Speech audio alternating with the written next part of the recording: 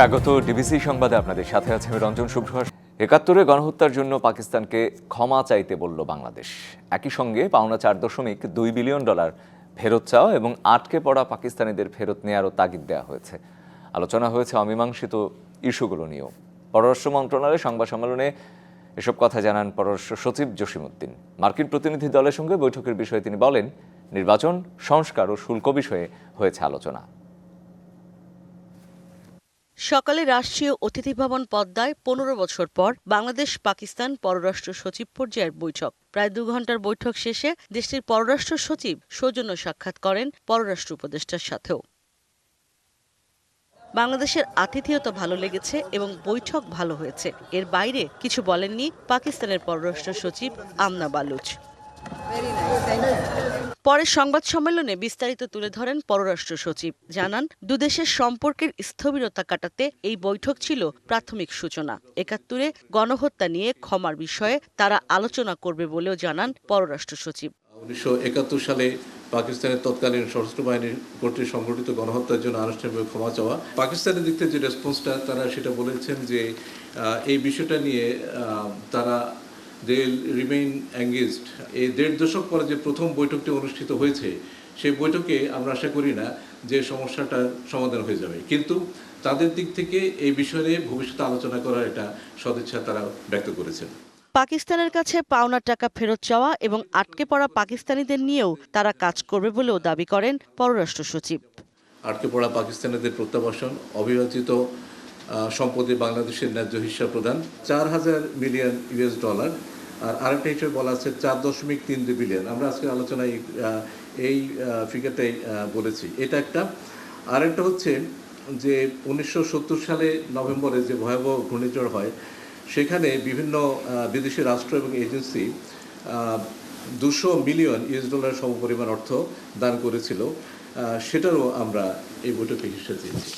এদিকে দুপুরে পররাষ্ট্র উপদেষ্টার সঙ্গে সাক্ষাৎ করেন মার্কিন প্রতিনিধি দল। তারা নির্বাচন সহ চলমান সংস্কার বিষয়ে জানতে চেয়েছেন বলে জানান এম জসিমউদ্দিন।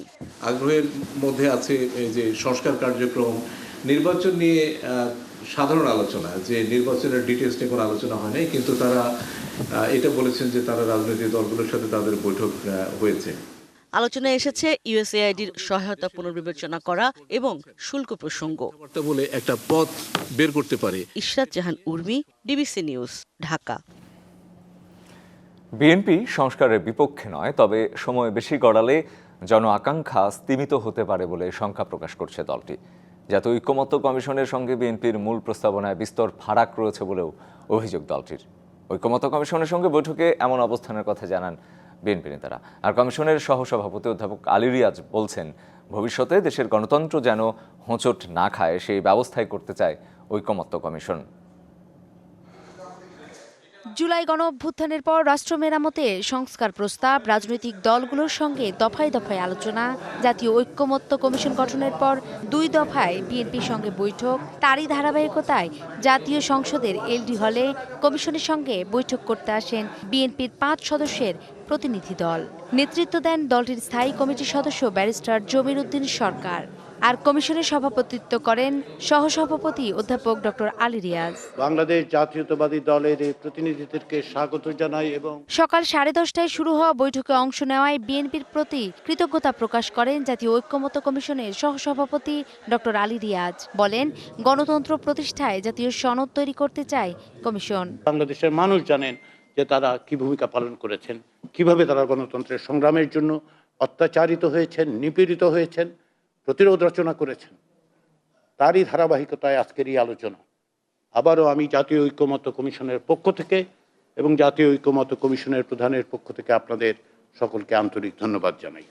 এ সময় বিএনপি স্থায়ী কমিটির সদস্য নজরুল ইসলাম খান বলেন, সংস্কারের বিপক্ষে নয় বিএনপি, তবে প্রক্রিয়া বিলম্বিত হলে পরিবর্তনের আশঙ্কা স্মিত হওয়ার শঙ্কা তার। আমাদের তরুণ প্রজন্মের খুবই সাহসী ভূমিকা এবং সমগ্র জনগণের সমর্থনে জুলাই আগস্টের এই লড়াই আমরা বিজয়ী হয়েছি। আমাদের সামনে আরেকবার একটা সুযোগ সৃষ্টি হয়েছে। আমরা এই কমিশনকে সহযোগিতা করছি, এই সরকারকে সহযোগিতা করছি সেই প্রত্যাশা নিয়ে।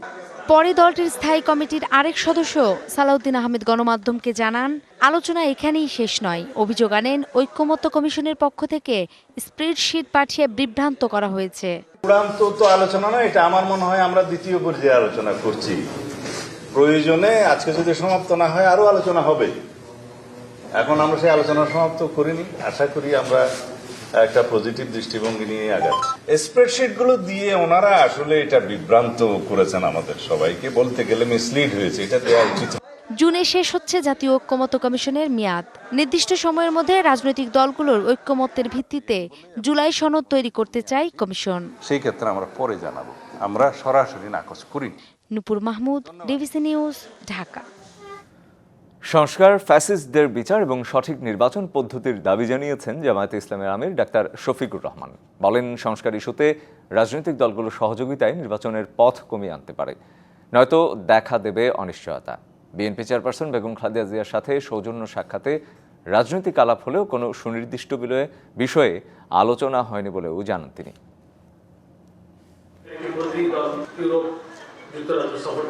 ইউরোপীয় ইউনিয়নের কয়েকটি দেশ সফর সম্পর্কে গুলশানের একটি হোটেলে ব্রিফ করেন বাংলাদেশ জামায়াত ইসলামীর আমির। জানান, সংস্কার ও বিচার নিশ্চিত করেই নির্বাচন দিতে হবে, তবে অতিরিক্ত সময় যেন না নেওয়া হয় এই বিষয়ে লক্ষ্য রাখতে হবে। রাজনৈতিক দলগুলা যত তাড়াতাড়ি এবং যত আন্তরিকভাবে সংস্কারের সহযোগিতা করবে তত তাড়াতাড়ি নির্বাচনের পরিবেশ তৈরি হবে। যে সংস্কারের মধ্য দিয়ে নির্বাচনের সুষ্ঠু পরিবেশ তৈরি করা হোক, সে দাবি পূরণ না হওয়ার কারণে নির্বাচন অনুষ্ঠিত হয়ে পড়বে এবং তার দায় রাজনৈতিক দলগুলোকে দিতে হবে। যারা নিহত এবং আহত হয়েছে, খুনের দায় যাদের, তাদেরকে বিচারের আওতায় এনে দৃশ্যমান বিচার এই জাতিকে দেখাতে। ইউরোপীয় ইউনিয়নের প্রতিনিধিদের রোহিঙ্গাদের ফেরত নিতে সহায়তা করার আহ্বানের কথাও জানান তিনি। যদি ইউনাইটেড এফোর্টস এই ব্যাপারে থাকে, মায়ানমার বাধ্য হবে এই লোকগুলার অধিকার তাদেরকে ফিরিয়ে দিতে। বেগম খালেদা জিয়ার সাথে সাক্ষাৎ প্রসঙ্গে তিনি বলেন, রাজনৈতিক আলাপ হলেও কোনো সুনির্দিষ্ট বিষয় নিয়ে কথা হয়নি।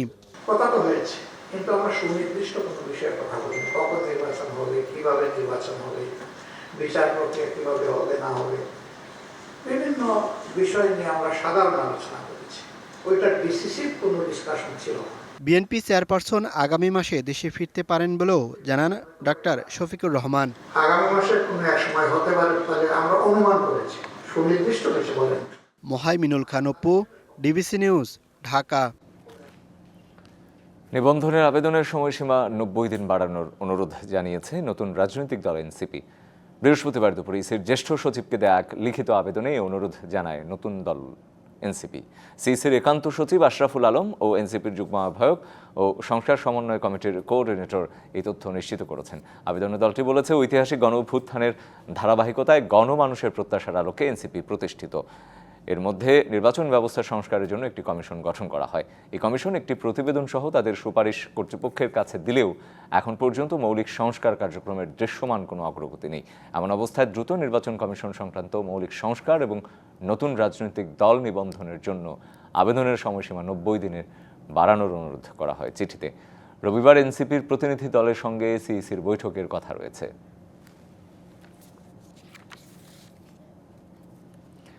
রাজনৈতিক দল হিসেবে নিবন্ধন নিয়ে জাতীয় নাগরিক পার্টি এনসিপি কিভাবে তাদের দাবি বাস্তবায়ন করবে সেটি তাদের রাজনৈতিক বিষয়। এর সাথে নির্বাচন পিছিয়ে যাবার কোনো সুযোগ নেই বলেই মন্তব্য করেছেন অন্তর্বর্তী সরকারের পরিবেশ উপদেষ্টা সৈয়দা রিজওয়ানা হাসান। দুপুরে ফরেন সার্ভিস একাডেমিতে সংবাদ সম্মেলনে সাংবাদিকদের প্রশ্নের জবাবে তিনি এসব কথা বলেন। এনসিপির দাবিটা তার রাজনৈতিক দলের অবস্থান থেকে তার রাজনৈতিক দাবি। এনসিপি তার রাজনৈতিক যার দাবি কিভাবে আদায় করবে, কিভাবে নিষ্পত্তি করবে, এটা এনসিপি বুঝবে। এটার সাথে সরকারের নির্বাচন সংক্রান্ত যে ঘোষণা, সেটার ব্যত্যয় ঘটার আমি কোনো কারণ দেখছি না। সচিবের সাথে বৈঠকের পর অসন্তুষ্ট পলিটেকনিক শিক্ষার্থীরা আবারও আন্দোলনে নেমেছে। বৃহস্পতিবার সন্ধ্যার পর বিভিন্ন জেলায় মশাল মিছিল ও বিক্ষোভ করে তারা। দাবি আদায় না হওয়া পর্যন্ত আন্দোলন চালিয়ে যাওয়ার হুঁশিয়ারি তাদের। রাত 7:30টায় টাঙ্গাইল পলিটেকনিক ক্যাম্পাসে মশাল মিছিল করে শিক্ষার্থীরা অনতিবিলম্বে তাদের দাবি মেনে নেওয়ার আহ্বান জানায়। সিলেটে মশাল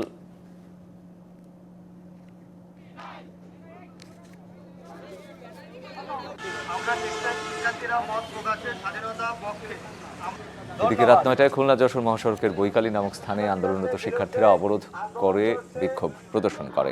এছাড়াও ফরিদপুর পলিটেকনিক ইনস্টিটিউটে মশাল মিছিল করে ছাত্রছাত্রীরা। জুনিয়র ইনস্ট্রাক্টর পদে ক্রাফট ইনস্ট্রাক্টরদের অবৈধ পদোন্নতির রায় বাতিল সহ অন্যান্য দাবি তুলে ধরেন তারা।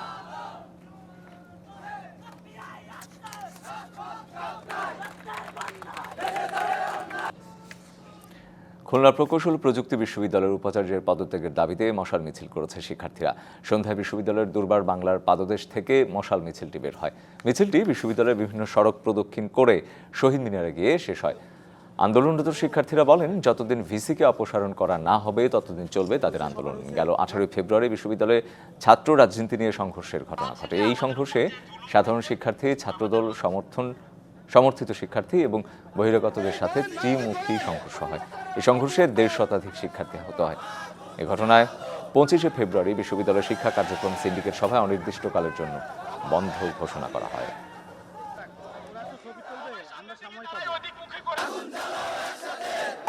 বাংলাদেশ IMF ঋণের বাকি অর্থ পাবে কিনা তা নিয়ে সৃষ্টি হয়েছে অনিশ্চয়তা। প্রায় 2 সপ্তাহের মিশন শেষ হয়েছে কোনো সমঝোতা চুক্তি ছাড়াই। দুপুরে বাংলাদেশ ব্যাংকের প্রধান কার্যালয়ে IMF আয়োজিত ব্রিফিংয়ে মিশন চিফ ক্রিস পাপা জর্জিও জানান, আলোচনার দ্বার উন্মুক্ত রয়েছে। ওয়াশিংটন ডিসিতে স্প্রিং মিটিংয়ের পর ঋণের 4র্থ ও 5ম কিস্তির বিষয়ে সিদ্ধান্ত জানা যাবে।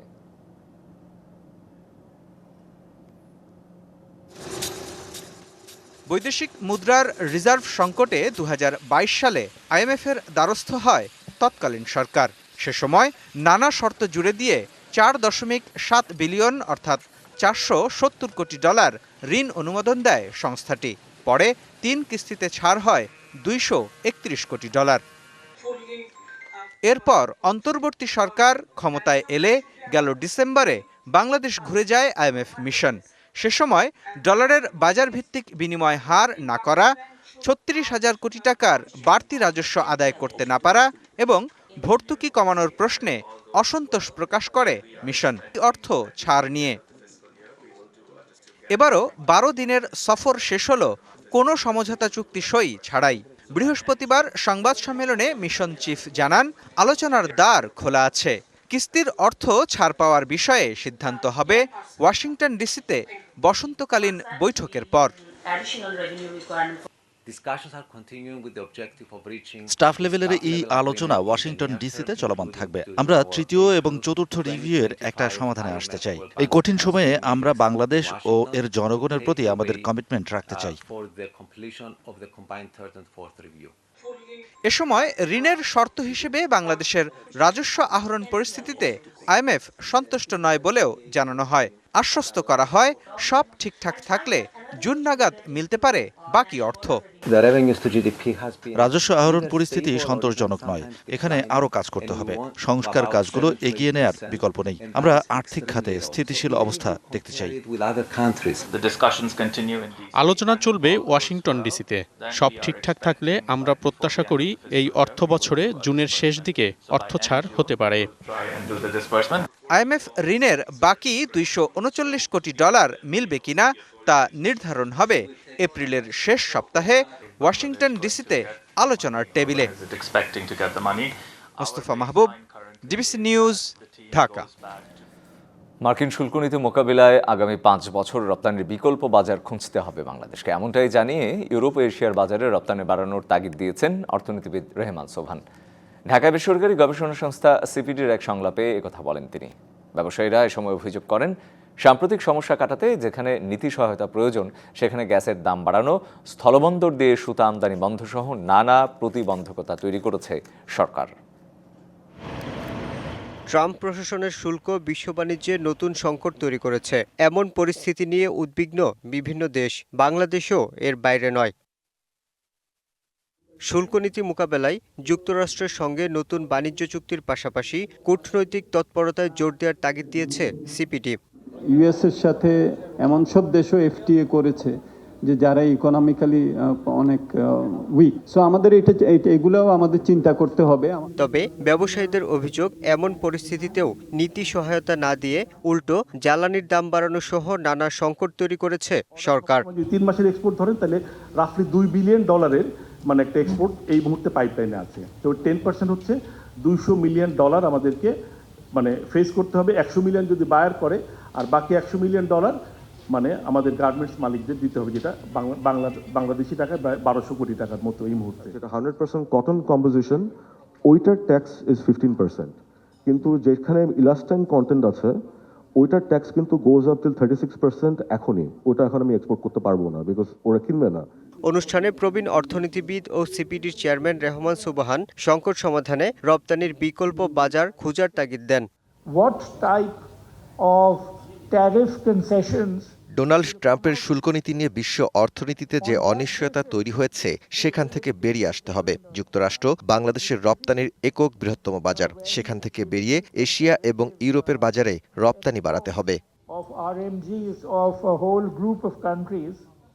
2024 সালে যুক্তরাষ্ট্র থেকে পণ্য আমদানিতে $18 কোটি শুল্ক আদায় করেছে বাংলাদেশ। এর বিপরীতে যুক্তরাষ্ট্র বাংলাদেশ থেকে রপ্তানি করা পণ্যে $127 কোটি শুল্ক আদায় করেছে বলেও অনুষ্ঠানে জানানো হয়। Yusuf Rana, DBC news, Dhaka. বিগত সময়ের মতো ব্যাংকিং খাত থেকে লুটপাট ঠেকাতে ব্যাংক রেজুলেশন অধ্যাদেশ অনুমোদন করেছে সরকার। একই সাথে লুট হওয়া অর্থ ফেরত আনতে একটি আলাদা তদন্ত কমিটিও গঠনের সিদ্ধান্ত নেওয়া হয়েছে। প্রধান উপদেষ্টা ডক্টর ইউনূসের নেতৃত্বে ক্যাবিনেট সভায় এসব সিদ্ধান্ত হয়। দুপুরে ফরেন সার্ভিস একাডেমিতে সংবাদ সম্মেলনে এই তথ্য জানান পরিবেশ উপদেষ্টা সৈয়দা রিজওয়ানা হাসান। একই অনুষ্ঠানে প্রধান উপদেষ্টার প্রেস সচিব জানান, এই অধ্যাদেশের মাধ্যমে কেন্দ্রীয় ব্যাংককে শক্তিশালী করা হয়েছে যাতে লুটপাটের ঘটনা বন্ধ করা যায়। এই অধ্যাদেশের ফলে এক কোম্পানির একাধিক ব্যাংকের মালিকানা নেয়ার সুযোগ বন্ধ হবে বলেও জানানো হয়। কর্পোরেট সেক্টরে, ব্যাংকিং সেক্টরে শৃঙ্খলা আনার জন্য, জবাবদিহিতা আনার জন্য, আমানতকারীদের স্বার্থ সংরক্ষণের জন্য এই ব্যাংক রেজুলেশন অধ্যাদেশ আজকে আমরা পাশ করেছি। আমরা আবারও বলতে চাই যে আমরা আমানতকারীদের স্বার্থ সুরক্ষাকে সর্বোচ্চ গুরুত্ব দিচ্ছি। সেন্ট্রাল ব্যাংকেরকে আরো এম্পাওয়ার করা হচ্ছে, বিশেষ করে যাতে যেই লুটপাটটা আমরা গত 15 বছর দেখেছি, যে ব্যাংকে একদম দিনে দুপুরে যে ব্যাংকের যে লুটপাট, আমার আপনার যে আমানতের টাকা এটা নিয়ে বিদেশে চলে যাওয়া, সেটাকে বন্ধ করার জন্যই আসলে এই ব্যাংক রেজুলেশন অ্যাক্ট এটা করা হচ্ছে। সুন্দরীদের দিয়ে সৌদি রাষ্ট্রদূতকে প্রেমের ফাঁদে ফেলার অভিযোগে রাজধানীর ধানমন্ডি থানায় দায়ের করা প্রতারণা ও চাঁদাবাজির মামলায় মডেল মেঘনা আলমকে গ্রেপ্তার দেখিয়েছে আদালত। এছাড়া তার সহযোগী সমীর দেওয়ানকে 5 দিনের রিমান্ড দেওয়া হয়েছে। এর আগে 9 এপ্রিল রাতে মেঘনা আলমকে রাজধানীর বসুন্ধরা আবাসিক এলাকার বাসা থেকে আটক করে হেফাজতে নেয় ডিবি। আপনি আমার দরজা ভাঙার চেষ্টা করছেন, আমার তো ভয় পাওয়াটা স্বাভাবিক, তাই না? এভাবে ফেসবুক লাইভে এসে বাসার দরজা ভেঙে পুলিশ পরিচয়ধারীরা ভেতরে প্রবেশের চেষ্টা করছে বলে অভিযোগ করেন মডেল ও অভিনেত্রী মেঘনা আলম। ঘটনা গেল 9 এপ্রিল রাতে। আপনাকে নাম বলবো না, আপনি পুলিশ, আপনি জানেন। পরদিন অর্থাৎ 10 এপ্রিল রাতে আদালত মেঘনা আলমকে বিশেষ ক্ষমতা আইনে 30 দিন কারাগারে আটক রাখার আদেশ দেয়। অবশ্য তার আটকের প্রক্রিয়া নিয়ে ওঠে নানা সমালোচনা। এমন অবস্থায় বৃহস্পতিবার সকালে রাজধানীর ধানমন্ডি থানার একটি মামলায় তাকে গ্রেপ্তার দেখানোর আদেশ দেয় আদালত। রাষ্ট্রপক্ষের কৌশলী জানান, গত বছরের এপ্রিলে মেঘনা আলমের পূর্ব পরিচিত ব্যবসায়ী মোহাম্মদ দেওয়ান সমীরের বিরুদ্ধে চাঁদাবাজি ও প্রতারণার অভিযোগে মামলা হয়। বৃহস্পতিবার এই মামলায় তাকে গ্রেপ্তার দেখানোর আবেদন করলে আদালত তা মঞ্জুর করে। দেওয়ান সমীরকে দেওয়া হয় 5 দিনের রিমান্ড। আজকে যে মামলায়, এই মামলায় যেহেতু সমীর দেওয়ান এজাহার নামী আসামি, তাকে গ্রেপ্তার দেখানো হয়। বিজ্ঞ আদালত 5 দিনের রিমান্ড মঞ্জুর করেন এবং মেঘলা তদন্তে মেঘলাকে এই ঘটনার সঙ্গে সমীর দেওয়ানের সঙ্গে তাকে তার সম্পৃক্ততা পাওয়ার কারণে বিজ্ঞ আদালত তাকে গ্রেপ্তার দেখিয়ে জেল হাজতে প্রেরণ করেন। 2020 সালের 5 অক্টোবর মিস আর্থ বাংলাদেশ প্রতিযোগিতায় বিজয়ী হন মেঘনা আলম। হিমাদ্রি রাহা, ডিবিসি নিউজ, ঢাকা। নববর্ষের জলকেলি উৎসবে মেতেছে কক্সবাজারের রাখাইনপল্লী ও বান্দরবানের মারমা সম্প্রদায়। উৎসব উদযাপনে স্থানীয়দের সাথে যোগ দিয়েছেন ঘুরতে আসা পর্যটকরাও। ঐতিহ্যবাহী এই উৎসব উদযাপনে নিরাপত্তা সহ বিভিন্ন ব্যবস্থা নিয়েছে প্রশাসন। নানা রঙে সেজে বাদ্যযন্ত্রের তালে তালে নেচে গেয়ে বরণ করছেন নতুন বছরকে। জলকেলির মাধ্যমে এভাবেই উদযাপনে মেতে ওঠে কক্সবাজারের রাখাইন সম্প্রদায়। 15 এপ্রিল থেকে 1386 রাখাইন বর্ষকে বিদায় ও 1387 নববর্ষকে বরণে উৎসব উদযাপনে মেতেছেন তারা। একে অপরের দিকে পানি ছড়ে আনন্দ উদযাপনে মেতে উঠেছে তরুণ তরুণী ও নানা বয়সের নারী পুরুষ। রাখাইনদের বিশ্বাস, পুরাতন বছরের দুঃখ বেদনা, গ্লানি ও ক্লান্তি দূর করে নতুন বছরকে শুভময় করে এই জল। পুরাতন বছরকে বিদায় দিয়ে আর নতুন বছরকে ওয়েলকাম করার জন্য হচ্ছে এভাবে পানি খেলছি। মজাই লাগতেছে, বাট এখনো অনেক রকম প্যান্ডেল দেখার বাকি আমাদের, তো তখন বলতে পারবো যে কেমন মজা হয়েছে। রাখাইনদের সঙ্গে আনন্দ ভাগ করে নিতে যোগ দিয়েছেন ঘুরতে আসা পর্যটকরাও। খুবই এক্সাইটিং লাগতেছে, কারণ আমি আগে কখনো রাখাইন নিউ ইয়ার ফেস্টিভ্যালে আসি নাই, এবার প্রথম। সবাইকে হ্যাপি সাংরাই শুভেচ্ছা। আজকে আমরা মাত্র বের হইছি, অনেক মজা করছি, অনেক নাচানাচি করছি। সুষ্ঠুভাবে আয়োজন করতে সার্বিক সহযোগিতার পাশাপাশি নিরাপত্তা ব্যবস্থাও করা হয়েছে জোরদার। 1387 পদার্পণ করছি, আজকে আমাদের বছরের প্রথম শুরু। তো আজকে আমরা পুরান বর্ষকে বিদায় জানিয়ে 17, 18, 19 3 দিন যাব আমরা পানি খেলা আয়োজন করছি। 3 দিন ব্যাপী নববর্ষের যে উপলক্ষে যে আয়োজিত অনুষ্ঠান, এই আয়োজিত অনুষ্ঠানটা খুবই আনন্দমুখর পরিবেশে উদযাপিত হচ্ছে। জেলা প্রশাসনের পক্ষ থেকে এবং পুলিশের পক্ষ থেকে সার্বিক নিরাপত্তা ব্যবস্থার পর্যাপ্ত পদক্ষেপ গ্রহণ করা হয়েছে। এদিকে সাংগ্রাই উৎসবের দ্বিতীয় দিনে জলকেলিতে মাতোয়ারা বান্দরবানের মারবা সম্প্রদায়ের তরুণ তরুণীরা। মারবা সম্প্রদায়ের এই জলকেলি উৎসবে যোগ দেন পর্যটকরাও। এতে পাহাড়ি বাঙালিদের মিলন মেলায় পরিণত হয়। শুক্রবার 18 এপ্রিল রাজার মাঠে সাংস্কৃতিক অনুষ্ঠান, ঐতিহ্যবাহী জলকেলি উৎসবের মাধ্যমে শেষ হবে সাংগ্রাই অনুষ্ঠান। Shakib Al Hasan, DBC news desk. অসচ্ছল মেধাবী শিক্ষার্থীদের শিক্ষা কার্যক্রম সচল রাখতে আবারও প্রধানমন্ত্রীর শিক্ষা সহায়তা ট্রাস্টের বৃত্তি উপবৃত্তি প্রদান প্রক্রিয়া শুরু হয়েছে। বরাবরের মতো এবারও ডাক বিভাগের মোবাইল ডিজিটাল আর্থিক সেবা নগদের মাধ্যমে বিতরণ করা হবে এই বৃত্তি উপবৃত্তি। এ দফায় ষষ্ঠ থেকে স্নাতক ও সমমান পর্যায়ের শিক্ষার্থীদের বৃত্তি উপবৃত্তি দেবে সরকার। 15 এপ্রিল থেকে শুরু হয়ে 30 এপ্রিল পর্যন্ত চলবে ষষ্ঠ ও নবম শ্রেণীর শিক্ষার্থীদের নিবন্ধন। আর 15 মে পর্যন্ত স্নাতক শিক্ষার্থীদের নিবন্ধন করা যাবে। নিবন্ধনের সময় সচল নগদ অ্যাকাউন্ট নাম্বার যুক্ত করতে হবে।